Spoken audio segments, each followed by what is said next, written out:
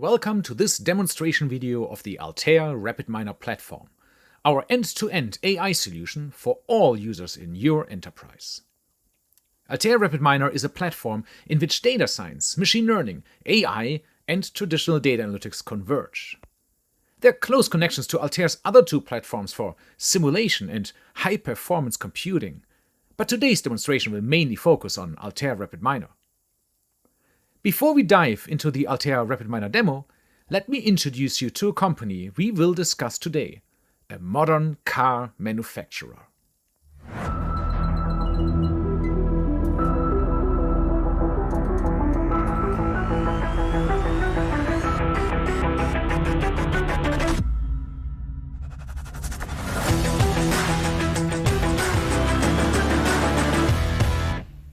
We are Vulcan, a car manufacturer of the 21st century. Our mission is building great cars by relying on analytics. Vulcan is working on 3 AI use cases. We want to predict prices of used cars. Better predictions will optimize margins for our car leasing program. We became aware of quality issues in our welding processes. Let's find the root causes and reduce the number of warranty claims. We also want to improve our competitive intelligence to build better cars in the future.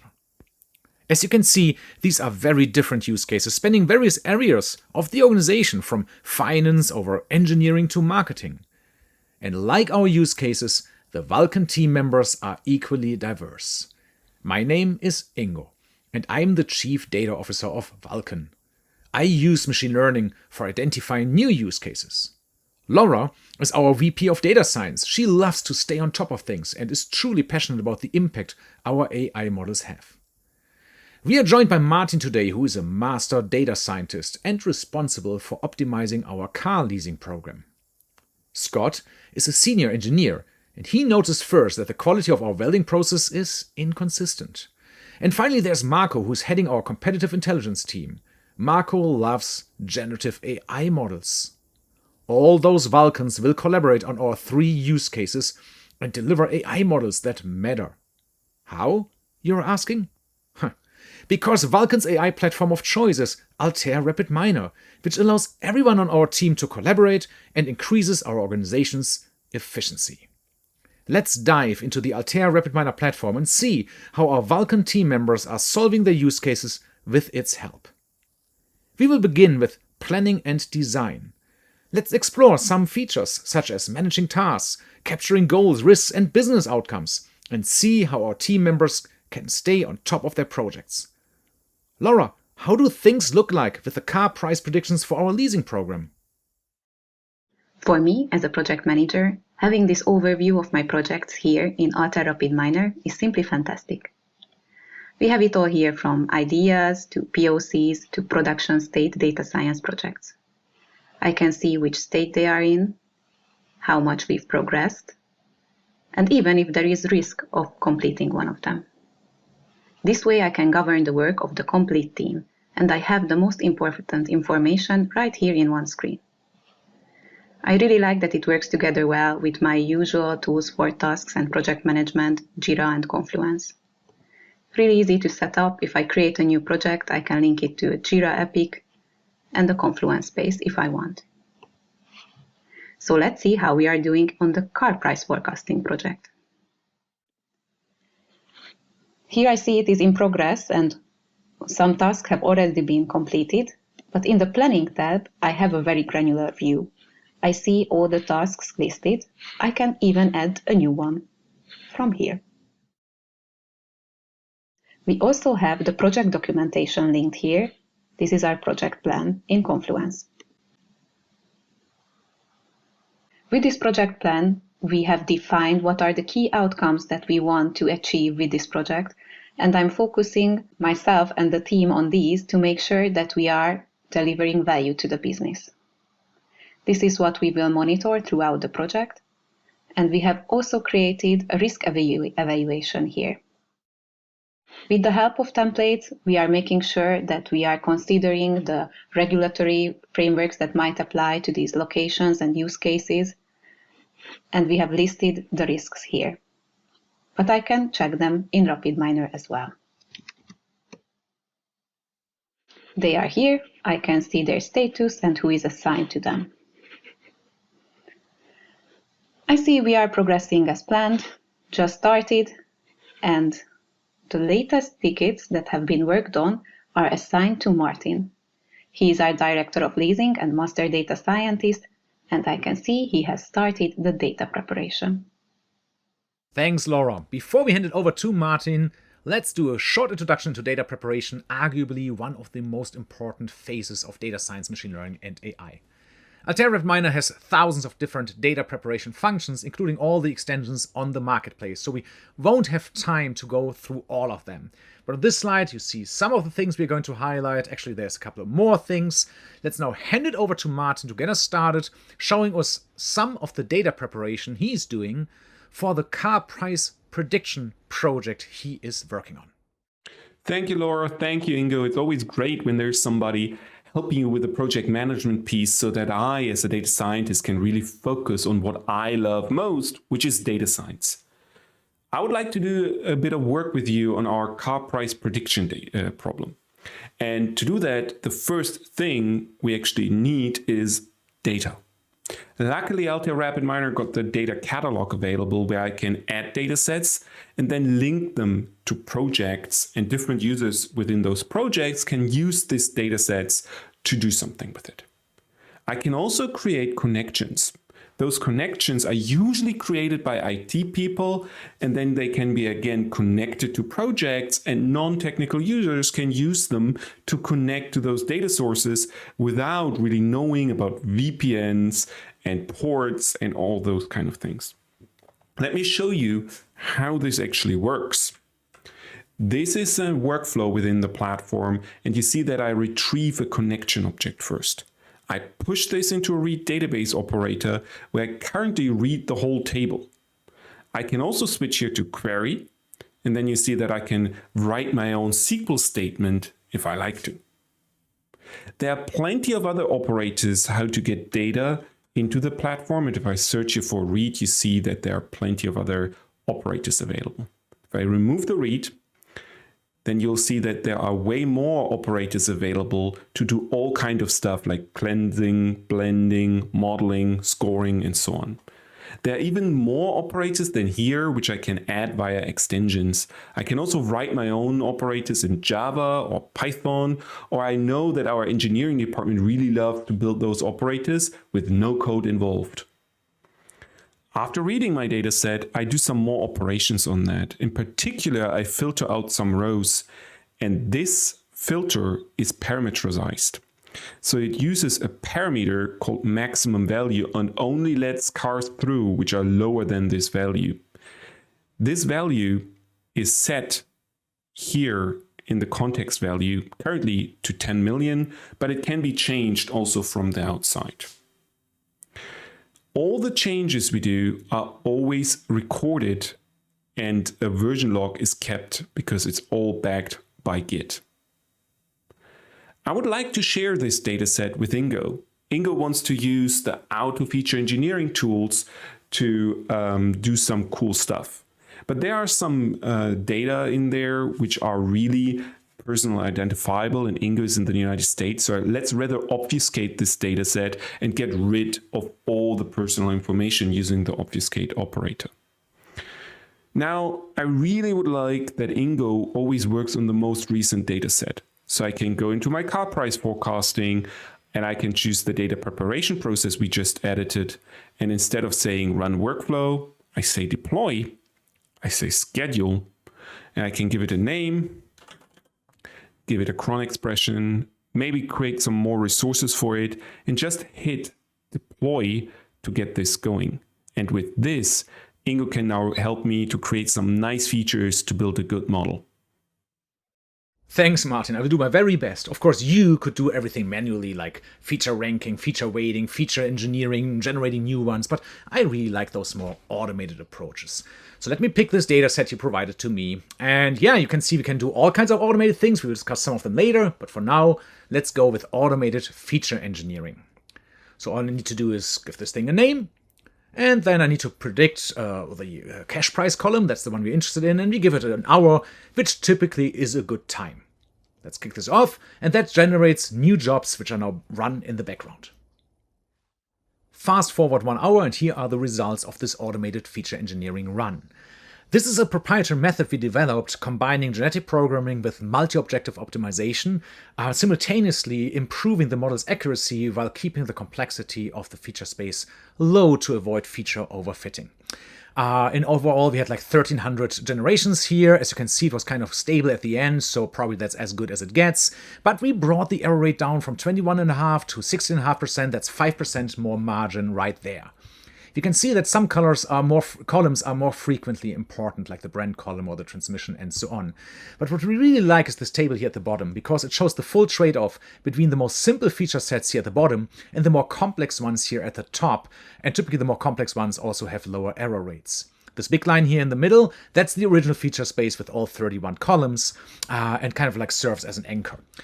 Well, we could go with a simpler one, much simpler one, only 2 features though. One of them is actually generated, so everything orange here are the generated columns, so it's not just doing feature selection, but also automated feature generation, and that would lead to actually better performing models, which are also more robust against drift and smaller for deployments. If you like any of those results, you can pick it and just click the export button, and that's doing a couple of different things. It's materializing this change and transform data set in our data catalog.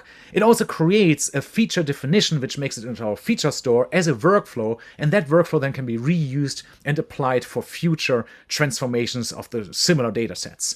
Since it's a workflow and it makes it onto our repository, this workflow is also versioned, which then also as a result leads to versioned feature definitions.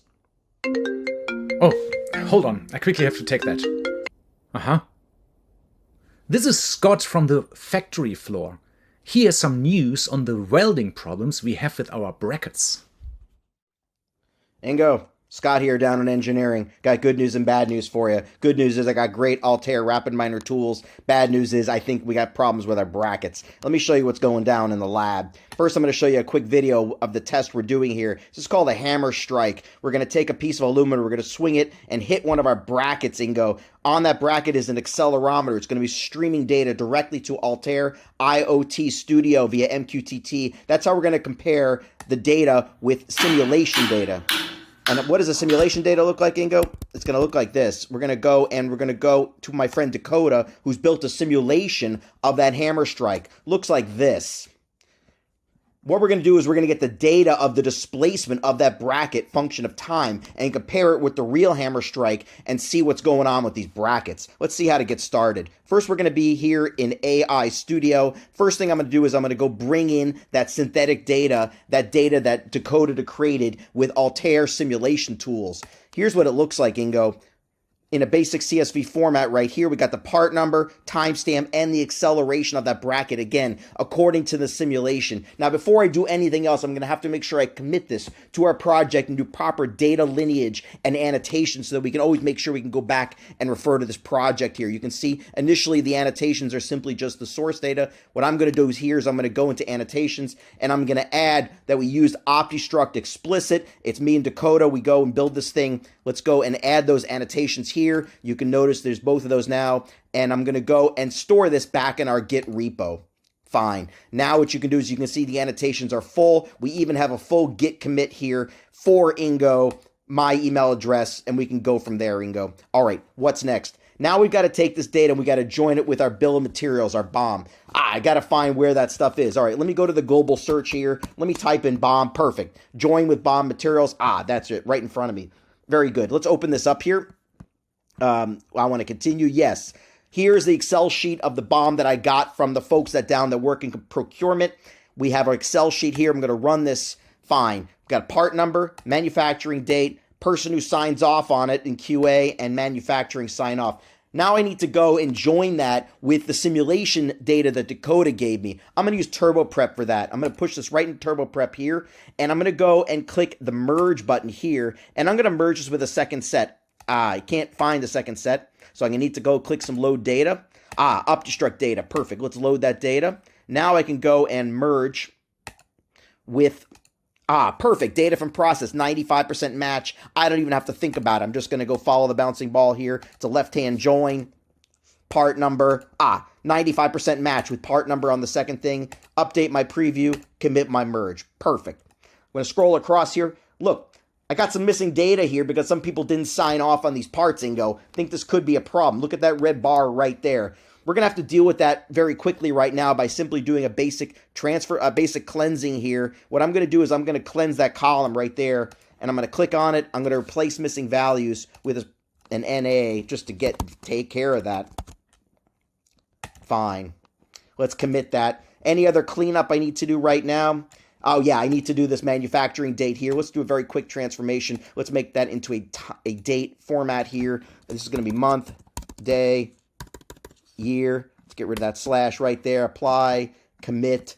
Perfect. Now everything is ready to go. The last thing I need to do is store this in my repo.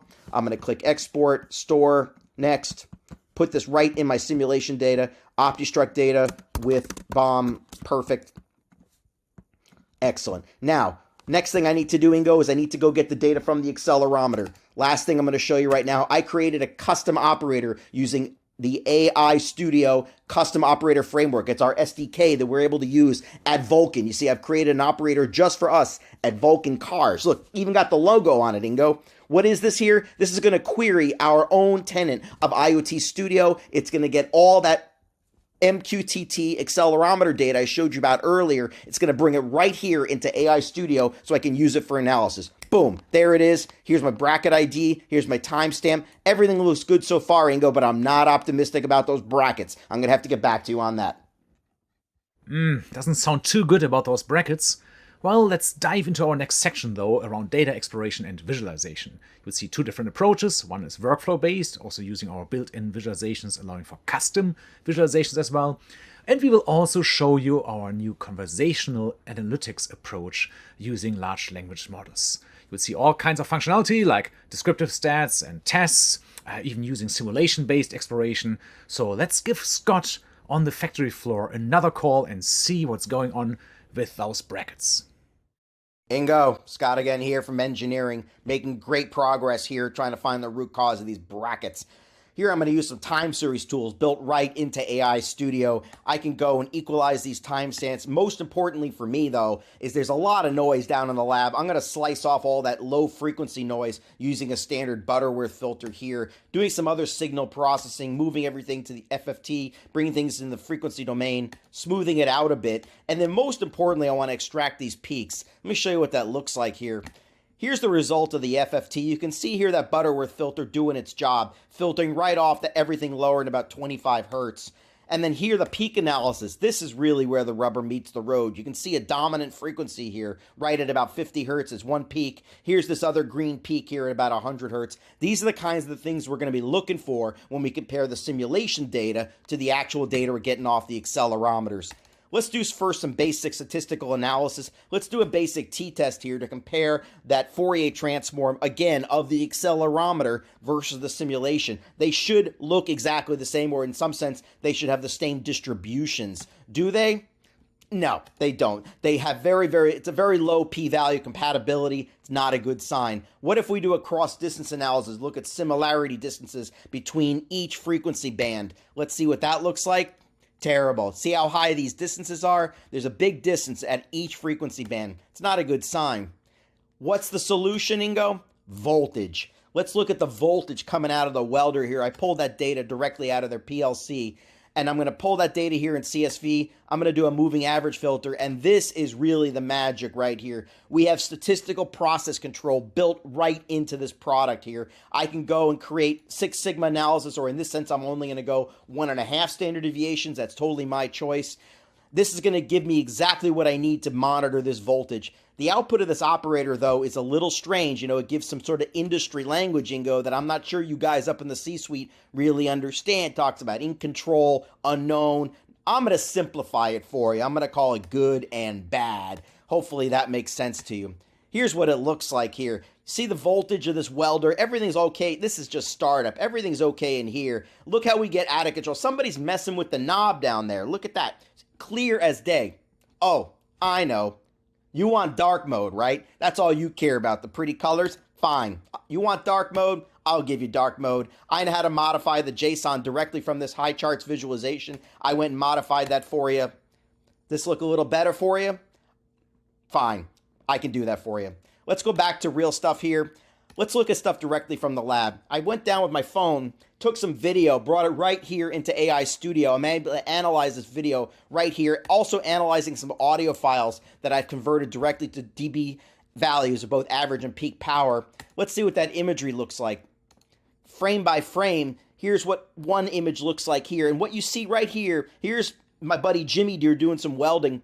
Here's how we're going to solve this problem. See this box right here, Ingo? That's one of these new Altair AI edge devices. Amazing. What I'm going to be able to do is build a RapidMiner process, push it right down to that device that will capture imagery first to train a model. Then I'm going to push that model back down onto that edge device and score images of those welds, good and bad, right on the edge using these new no-code AI edge devices. Let me show you how that works.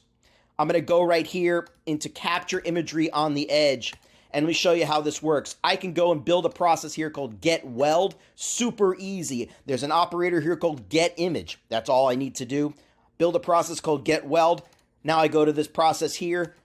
One button, I can go and create our deployment, grab it from AI Hub, push it right down to that edge device. Watch this. It's going to go and grab that zip file, push it right down to the edge, right down in the lab. Gives me an API endpoint right off the bat. It's lovely. Now, that process is running. It's pushing images directly into IoT object storage. Let's take a look at one of those images. So I'm going to go and, again, query IoT Studio, read that object from object storage. Let's look at that image right now. Oh, my camera's upside down, Ingo. Not a problem with RapidMiner here. I can go and rotate that image 180 degrees.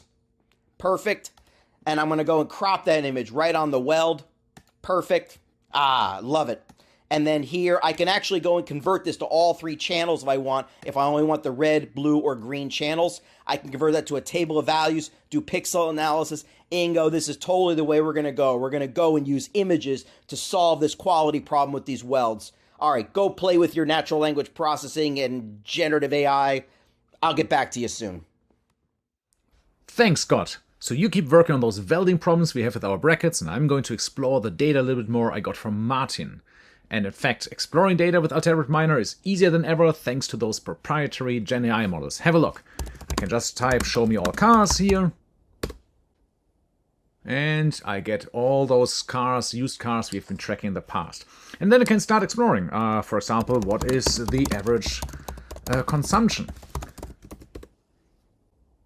And here I'm getting my answer, 5.87. Well, that has to be coming from Europe. I think it's kind of like liters per 100 kilometers. All right, whatever. Let's go back and let's make things a little bit more complex now. So, for example, what's the average payment? Let's not use the word price here. Average payment for each brand. Let's see. Aha. Now, two interesting things happen. First of all, it indeed understood that the word payment refers to those columns cash price and price local. But that's the thing, there are actually two different options here. There's the cash price column here, and somewhere here there's also a price local column with the same price in the local currency. So there's no right or wrong here, so there's multiple options, and Altair RapidMiner has a really sophisticated ambiguity handling to figure out situations like that and ask the user. In this case, let's just go with the cash price. And here is my answer, all the different cash prices. Now let's maybe just sort the price descending. So I can see at the top the most expensive one. Here we go, that's Ferrari, maybe not too surprising here. Keep only the first 10 rows. And here we go, looks good. It's really like magic. I'm having a conversation with my data and it can just throw anything at it and it understands me normally. But in those rare situations where it doesn't understand me right, I can always go with this edit functionality here and change those settings to get the desired result. So last thing I would like to show you is now show this as a chart. So I can even use different visualizations here. Looks good. Now, at this point, I can either export this data and write it back into the data catalog and link it to my project, or what's also pretty neat, I can also create a workflow. Let's call this Explore, and this workflow then can be treated like any other workflow in RapidMiner. Here we go, that's neat. Let's just open it up. Great. So everything we had this conversation about with our data got kind of recorded and transformed into this workflow. So grouping or calculating the average cash price and grouping by brand, sorting the price descending, only keeping the first 10 rows. And all those workflows here, they can be scheduled or deployed. We can do everything we want to do with workflows. Obviously, one thing we can do is we can also execute it like right here and can confirm that those results are the same we have seen in this conversational interface before. Behind this conversational analytics interface you have seen here are really many impressive machine learning and generative AI models. And of course, all of them have been built with Altair RapidMiner. So let's talk a little bit more about machine learning next. Because Altair RapidMiner comes with hundreds of data science and machine learning techniques built in. We will cover in the next section some techniques like text processing or dimensionality reduction. We of course will see some supervised learning and unsupervised learning, building ensemble models, optimizing the hyperparameters, and so on. We will show explainability in both the manual approach as well as fully automated approaches for building machine learning models. So now let's check in with our master data scientist Martin and see how he uses those data science and machine learning techniques for predicting car prices and improving our leasing program. Welcome back to our prediction for the price of used cars for our leasing business. What we want to do right now is we want to build a few models to predict the price. We need to do one more pre-processing step here, which is we need to handle a few text columns. They are comma-separated lists of comfort features and security features. We do this with the process documents operator, and if I look inside, you see that there's a tokenization. I tokenize on the comma in the separated list. We could use more advanced NLP here, but for us, the simple tokenization effort is enough. In a second step, let's quickly remove some outliers or anomalies. You see that I'm using the operator detect outlier isolation forest to use an isolation forest here. There are plenty of other operators for anomaly or outlier detection available within the platform, and we can just replace it here. Then we use three different approaches for modeling. On the top, we use a principal component analysis to reduce the feature space, and then a simple linear model to predict the cash price straight ahead. In the second stream, we use a gradient boosted tree. And also what we do here is we handle the imbalance of the models. We have different models in Vulkan, and some of them are more rare than others. And within here, we use smooth upsampling to upsample rare models. And then we again store the performance in the model.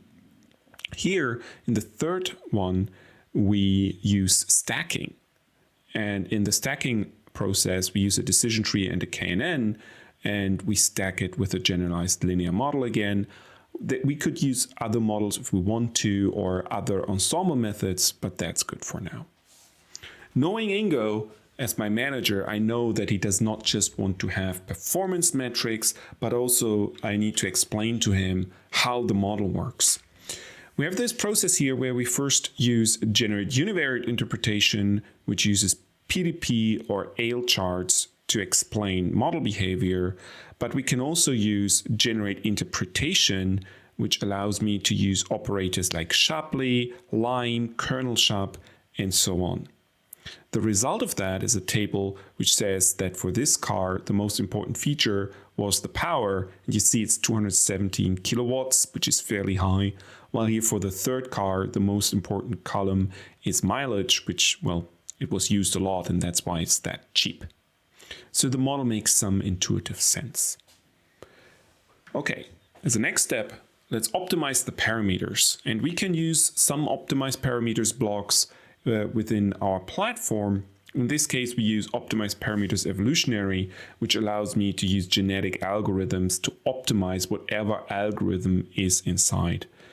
Looking into this, you see that we use a simple decision tree and optimize on its performance, but we could use support vector machines, gradient boosted trees, neural networks, or even large language models if we want to. We track our experiments by using MLflow. You can just register a model and send it to MLflow and then see the overview of how your optimization actually worked. If If I look into one experiment, you'll see that we also have the parameters, the metrics, and even the model as well as the workflow available in MLflow, which we can later on also use for deployments. With this, over to Ingo, who likes to do this more automated, and let's go into the auto section. Oh yes, this is a part we love about the Altair RapidMiner platform. Pretty much everything can be automated. Not just machine learning, but also forecasts, feature engineering, clustering, anything really. Let's see this in action and begin with creating some forecasts on the data Martin has provided. Let's give it a name. Then all I need to do now is to pick a column. We have a column here, cash price over time. Let's use this one here, and then we use the date as the index column. Looks good. Some seasonality in the data, that should be doable. Let's define the prediction horizon or forecast horizon, 14 days, looks good. So this is how the results looks like. And then let's kick it off by using our most accurate models and also all the statistical ones. I mean, I could do manual settings, but let's just go with those two groups. Now, all those jobs are now run in parallel. So you see at the bottom here that some jobs already have been submitted, 2 are now running, so that's nice.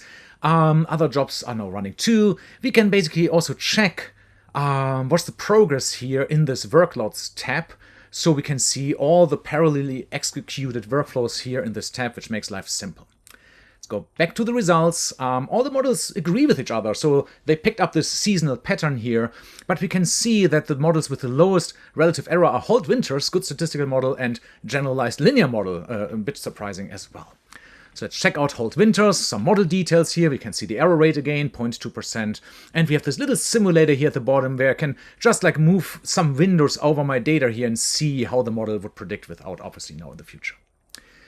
The other automated machine learning part I'm going to demonstrate now here is more for regression or classification learning. Again, we can do anything, supervised, unsupervised, but this is really for like supervised learning, this regression task here where we would like to predict the cash price based on Martin's data.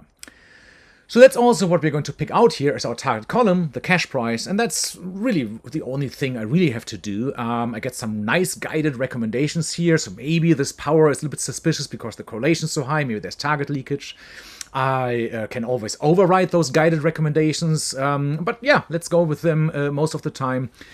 I can again do all those specific settings or parameter settings, or I just say in this case, let's go with the most accurate models, which again are now submitted for calculation. Results are in. I can now compare the different model classes. Keep in mind for each class, like gradient boosted trees here with 16.5% error rate, that really means like thousands of different model variations have been trained. I can also see what are the most important inference factors overall for all the models, like power and Brent, for example, are pretty important. But I can also see some model details here again for the gradient boosted trees, the error rates, the predictions versus the true values, or here at the bottom, I can also see that while overall the Brent is important, it's less important for this particular model here. Another thing we love is this model simulator, where I can pick any models, no matter if it's manually created or in this automated fashion. And I can then basically feed any car information here into the model, like you've seen here on the left, and can make some changes and see how that is going to impact the cash price here on the right. I can also get the explanations for this behavior at the bottom right. So for example, if I change the car brand to Porsche, the price jumps up right away. After we've seen all those different ways of producing machine learning models, let's now get even more powerful with generative AI. Because generative AI is likely one of the biggest breakthroughs this market has seen in a while. Altair RapidMiner does not only support the hundreds of thousands of models on Hugging Face, but also commercial vendors such as OpenAI. Using a foundation model and solving your use case straight away without the need for collecting training data or curating it has a lot of value because you can jump to the inference phase and focus on your use cases straight away. Sometimes that may not be enough, and you want to fine-tune your model. You will get price estimations for that. And of course, it's better to use resource-efficient fine-tuning such as PathLoRa or quantization for that. The platform comes with everything you need around text processing for generative AI, model validation. We also have models for detecting toxicity as well as other guardrails. And we have fantastic prompt templates with dynamic injections into those too. And if fine-tuning is not enough for you, we also support embeddings as well as vector stores, which ultimately lead to retrieval augmented generation. Well, generative AI is relatively new to this market, so I guess it makes sense that we also bring in a new Vulkan team member now. Marco works on improving our competitive intelligence, and he loves to use generative AI for this. Marco, how are things going? Hey Ingo, thanks for bringing me into this demo. I'm working for Vulkan in our competitive intelligence. In the past, I used generative AI already for this, but I had to code every single thing and that got annoying soon. But Altair RapidMiner now has this awesome set of operators. They give me a non-code and also standardized access to any large language model. That means I do not need to learn how exactly I need to use each of those models or how the data needs to be prepared for it. Let's have a look.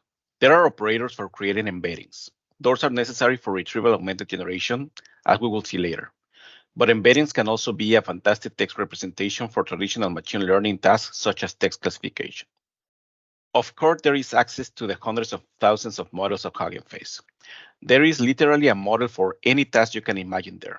And what is even better, in the unlikely case that there isn't, or if a model is not good enough, or if you want to feed the model your own proprietary data, you can fine-tune all those models with ease too.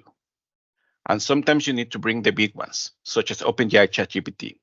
All OpenAI models are supported, and even those can be easily fine-tuned with a single operator.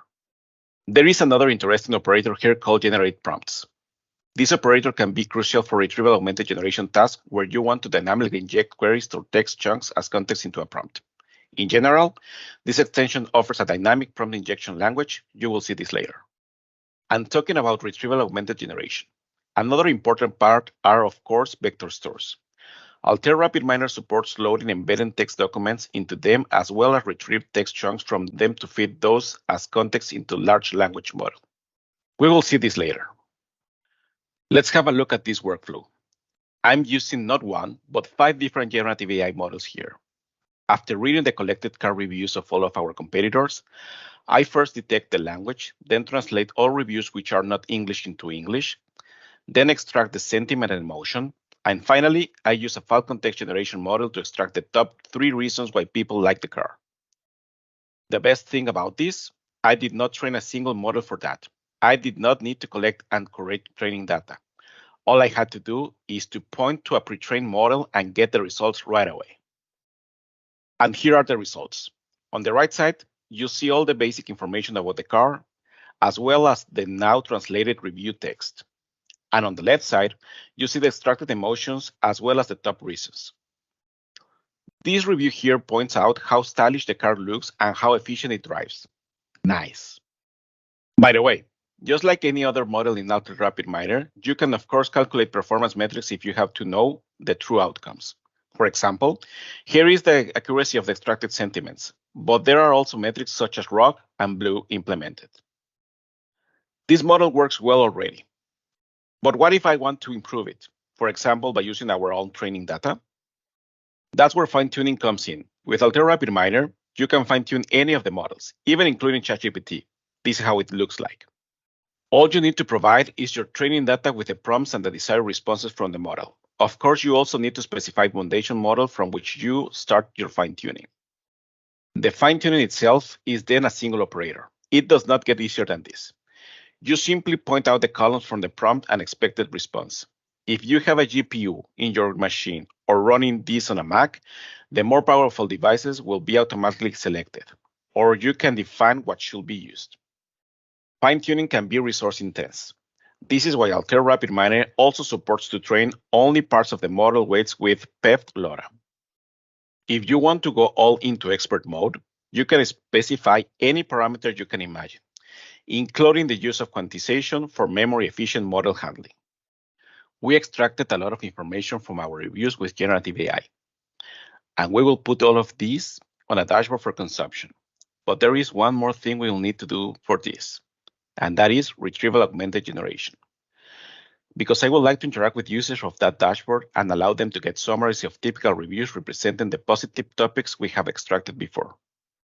Implementing retrieval augmented generation is very easy with Altair RapidMiner. It consists of 2 phases.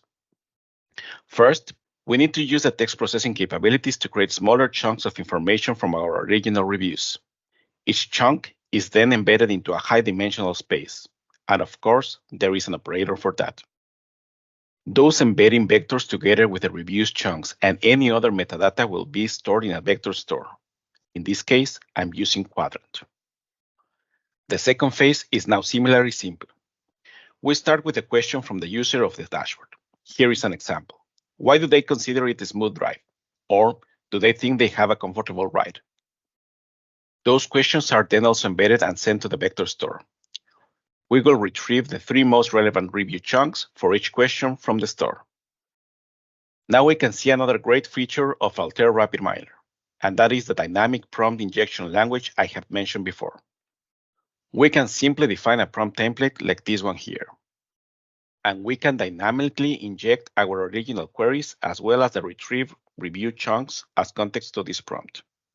I call this a meta prompt. As a last step, we will send this enriched meta prompt to a large language model to generate the final answer. In this case, I'm going to use ChatGPT, but we could also have been using any other powerful model from Hugging Face, of course. And this is how the result looks like. For the query about the smooth ride, it explains that it is all about the steering response. Makes sense, but maybe I can tweak the prompt a bit to deliver shorter summaries. We will see those results in our dashboard later again. But before we do, let's hand it back to Ingo for a moment. Did you get that?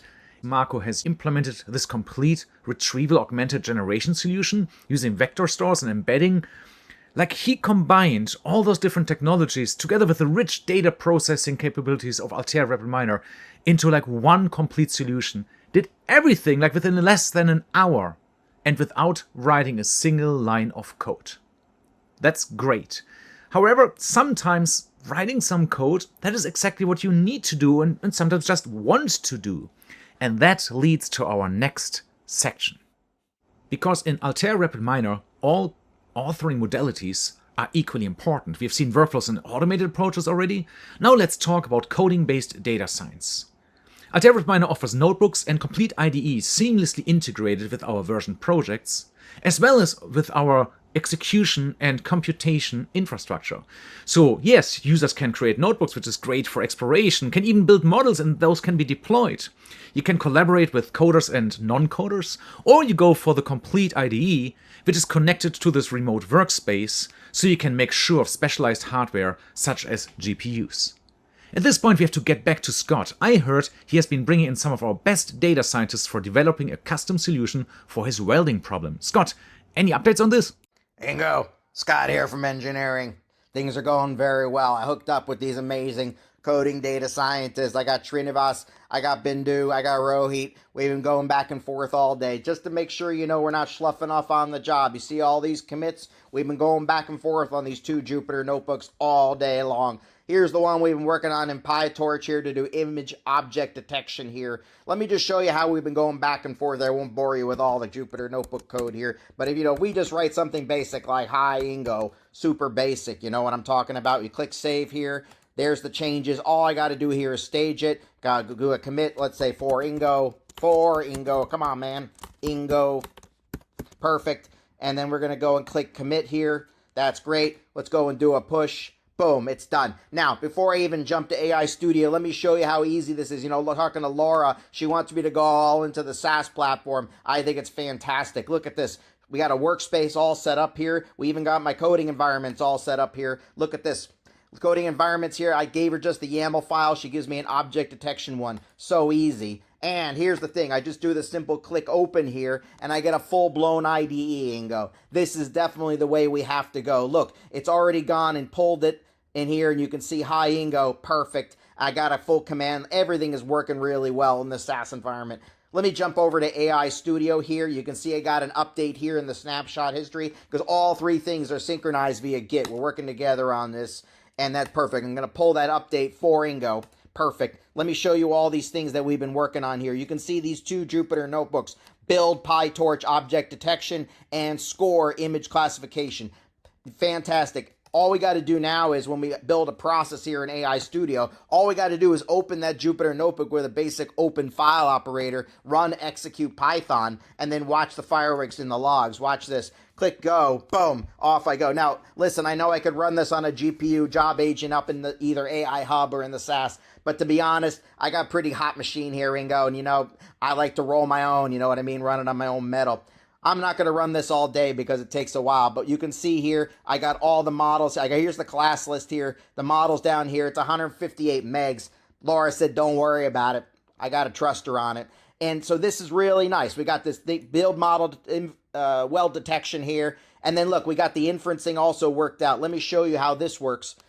All I got to do is read an image. Here's me holding a weld.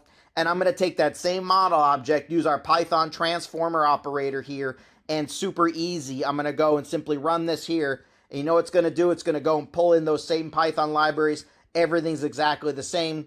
Pull it up. And boom, it gives me a base 64 version of the image, X and Y coordinates of the bounding boxes, the predictive class, and look, beautiful. Nice box around the weld. Super nice for the guys down on the floor. We did the exact same thing with the other thing, which is to score the weld. So once we draw a box on it, we're going to crop it and score it. So exactly the same process here. We got a whole nother Jupyter Notebook up here. Yep, image classification, perfect. And then lastly, we're going to push it down on the edge. Now, here's the really great thing, Ingo, is that I realized that a lot of these guys, they don't want to start messing with all this Python stuff. So here's what we did, is we added these things to our new Vulkan toolbox, which is just great. Built a new custom operator for this. Let me just show you one of them here. If any of the guys want to go and build an object detection model, here's what we did. We simply go and expose these things as parameters. You'll notice it's exactly the same process, except I have to use a special operator here to pull that Jupyter Notebook, and we're going to package it directly with the extension. And then look, super easy here. All I got to do is create custom operator here. I'm going to reload that configuration file just like I had before. Go Vulkan toolbox, operators here, build object detection model, expose the parameters I want, click next. Perfect. Click next. Object detection model, click save. I'm going to go save that in that folder right down in here. Going to put that in the custom operators right in here. I'm going to overwrite it. And then look at this and go, all I got to do is now go create extension, reload Vulkan, click OK. It's going to load it for me. And then look at this. All I got to do is press the new process here. Let's open up a brand new thing here. Go down to extensions.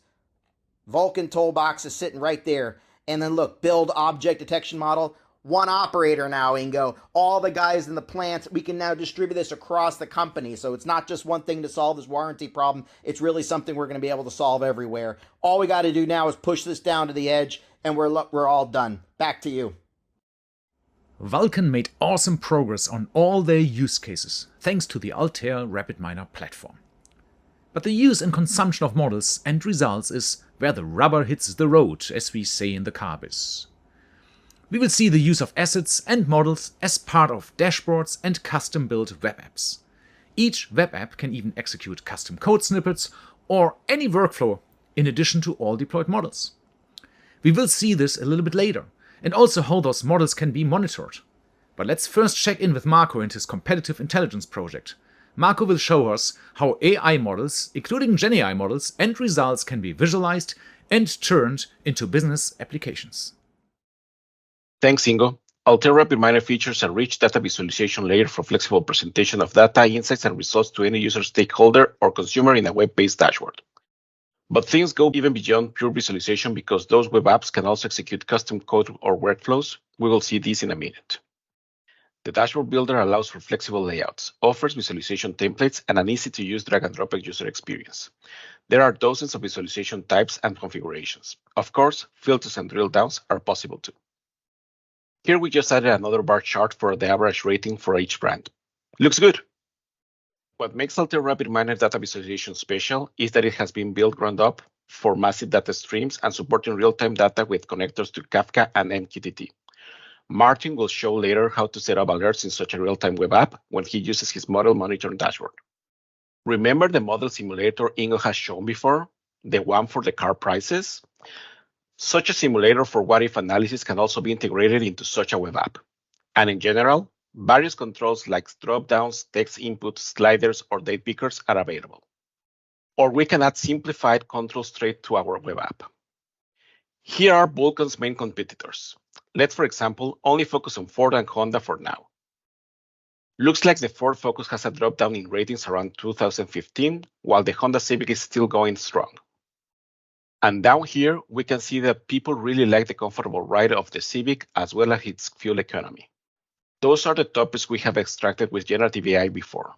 Interesting. We will dive into this in a second. Because all inputs not only offer full input validation and sanitation, but Altair RapidMiner also comes with the ability to apply arbitrary parameterized transformations to the used data and models using Altair RapidMiner Blizzard workflows or Python code. In this case, I have added a new tab for AI Assistant. It uses the result of our retrieval augmented generation and generative AI workflow that we have seen earlier. It is now integrated straight into the web app and can answer the questions about the reviews. In this case, let's ask, do they think they have a comfortable ride? And we will get the summarized answer from the reviews about the Honda Civic based on our previous selection. Altair RapidMiner allows to export visualizations in many formats like images, the raw data, or the complete PDF reports. In addition to our data visualization and web app builder, Altair RapidMiner can also integrate with third-party products such as Power BI, Tableau, Qlik, or Grafana. Or you can feed data and results back to business applications, for example, Salesforce. This dashboard and the use of generative AI have been great for our competitive intelligence. Now let's see how Martin is doing with his project on car price predictions. Welcome back to our used car price predictions. It's been a while since we've talked. In the meanwhile, I've talked to Ingo, our CDO here at Vulkan, and he's happy that we can deploy our analysis. He liked the explainability, he liked the performance of our model, so we got the green light. What I've done is I've created this scoring workflow, and I can just click here on deploy, choose REST API, give it a name. I could change the resource allocation to make it more beefy. I could change the security, but I just hit deploy here and our model is deployed. What this workflow is using is always the latest model. So what you see here is the MLflow registered model page where you see that we registered a GBT and a GLM. Actually, we had some more trials. And you see that the GBT is in its version 66. There's a daily retraining going on, and the GLM in its 62nd iteration. If I click on the production version, you see that the source run is the youthful crow. And if I click on it, you can see again the parameters and its metrics, and also the model. It's called our model, but inside it's a JSON file. And you could use this JSON file, of course, in any other system. For tracking of models, we've used MLflow as the de facto standards on this. And you can access this with operators from workflows or using the APIs, of course. The model which we have deployed is live and it's constantly monitored. So what you see here down is the current cash price predictions, like the values are coming in and there are new values coming in. Sometimes there are expensive predictions going on. You see here the cash price over time for the past hour or so, and you see maximum price, minimum price. You see also execution times, which is the answer time. Apparently sometimes here the maximum goes up, but in general it's pretty steady that we have a steady answer time of our REST deployment. Also you see the gain we make financially. I need to talk to Laura about that, but it's pretty beefy and pretty good. This allows you also to monitor the drift of this model using various stats over time. You see that currently the drift is going up again. I'm not sure if that's a real problem or not, but I can just right click here and say new alert and create an alert which monitors everything, and every time there's an issue it can send me an email or connect to a webhook or whatever we want so that we know about the drift which is going on. Also, you see here under errors, we have charts which show the predictions against the labels. And you see the green one here is our GBT model from the live scoring, which works reasonably well or better than the GLM, which is pretty bad in predicting high values or high cars or costly cars. And with that, you saw how you do usual deployments using REST web services. Let me give it over to our production department, to Scott, who shows you how to deploy things on the edge.